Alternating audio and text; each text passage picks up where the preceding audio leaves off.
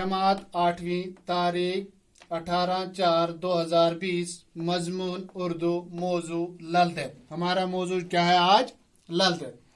कश्मीर कदीम ज़माने ही से ऋषियों, सन्नतों और सूफियों का मस्कन रहा है।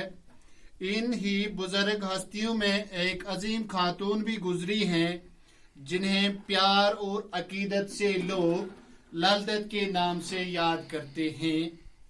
ललदत की जिंदगी के हालात के बारे में अगरचे वसूख के साथ बहुत कुछ नहीं कहा जा सकता, लेकिन इतना तो बहरहाल यकीनी है कि वो 14वीं सदी के वस्त में श्रीनगर से 6 मील दूर जनूब मशरिक की तरफ वाक़ा एक गांव सिमपुर में पैदा हुई। उनके वालिदैन ने उस वक़्त के रिवाज के मुताबिक छोटी उम्र ही में इनकी शादी पापोर के एक पंडित घराने में कर दी। ससुराल में इनका नाम पद्मावती रखा गया। ससुराल में सास और शौहर के बुरे सलूक की वजह से ललदत की जिंदगी अज़दवाजी जिंदगी बहुत ही तलख गुजरी। इस ज़मीन में कई वाक़ात कश्मीर की लोक रिवायत का हिस्सा बन चुके हैं। कहा जाता है कि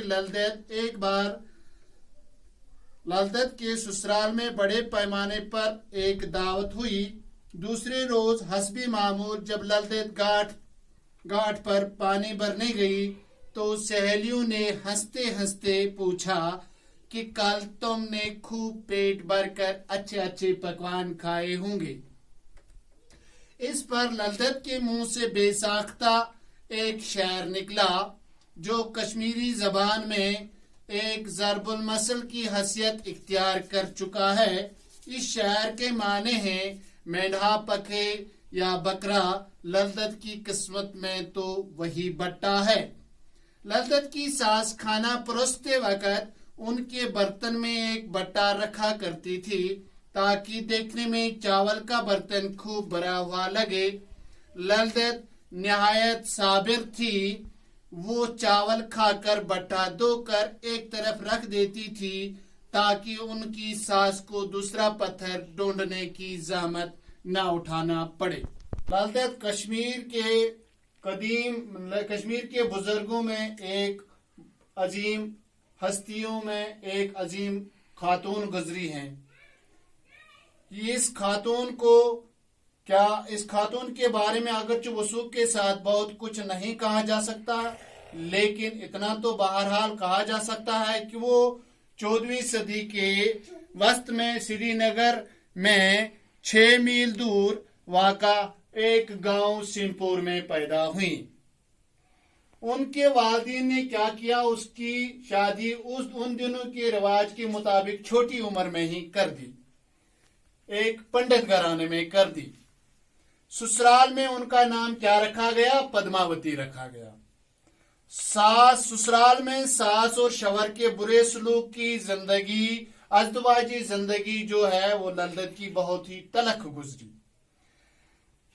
जो ललदत हस्बे मामूल एक दिन ललदत के ससुराल में एक बड़े पैमाने पर एक दावत हुई, तो दूसरे दिन हस्बे मामूल ललदत एक घाट पर पानी भरने गई तो वहां उसके सहेलियों ने हंसते हंसते ललदत से पूछा कि आज तुमने पेट भरकर बहुत अच्छे अच्छे पकवान खाए होंगे। तो ललदत ने हंसते कहा कि एक शार कहा, हमारे घर में चाहे बेड़ा पके या मेंढा पके या बेड़ा पके, मेरी किस्मत में तो वही बट्टा ही है। ये कौन सा बट्टा था?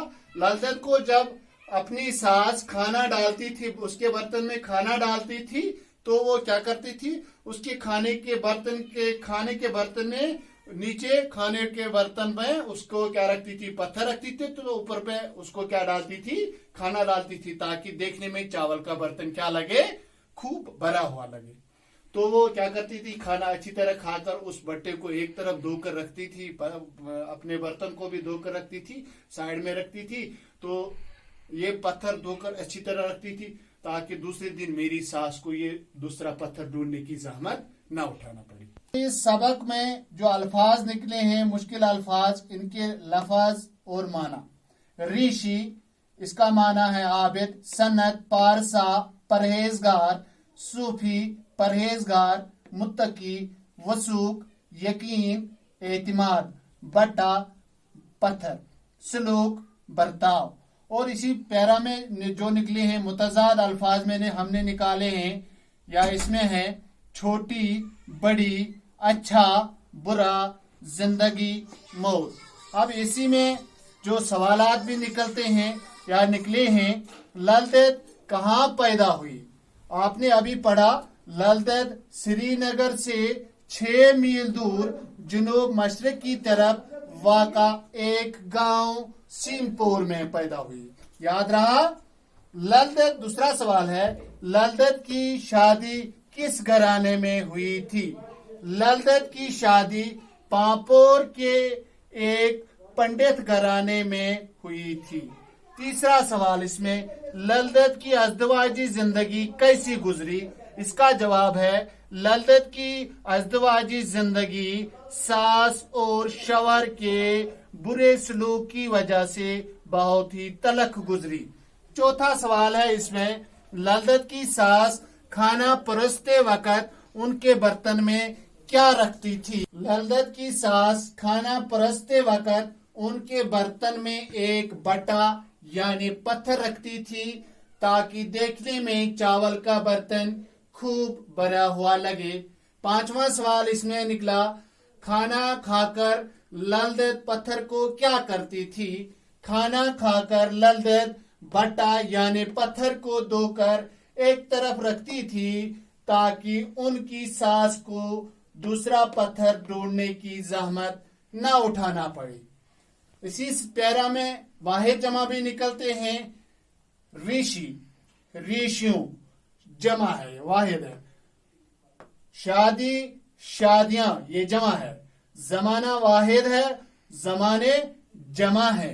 और इसी में निकलते हैं मोनस मुजक्कर भी हमने निकाले, सास, ससुर, बीवी, शवहर, बकरी, बकरा। Thank you.